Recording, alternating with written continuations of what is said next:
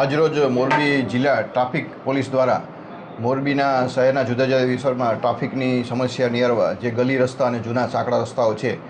એમાં લોકો પોતાના વાહનો છે એ બિનજરૂરી રોંગ સાઈડમાં ચલાવી એવી જગ્યાએ પાર્ક કરે કે જે ખરેખર ટ્રાફિકને અડચણરૂપ થાય છે. તો તેવા માટે આજે અમે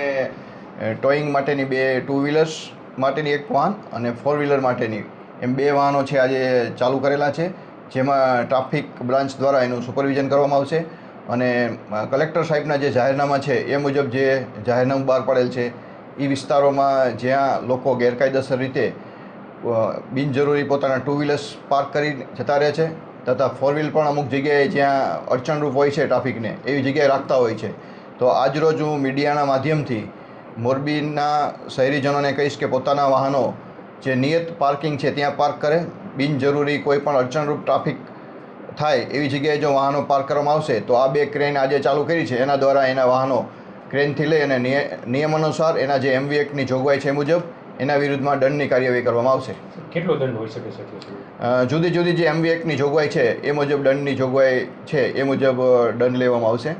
તો આજના શુભારંભ કરેલ છે બંને જે વાહનો છે એ શહેરના જુદા જુદા વિસ્તાર A ડિવિઝન B ડિવિઝન વિસ્તાર છે જ્યાં ટ્રાફિકની સમસ્યાઓ છે ત્યાં ટ્રાફિકના કર્મચારીઓ સાથે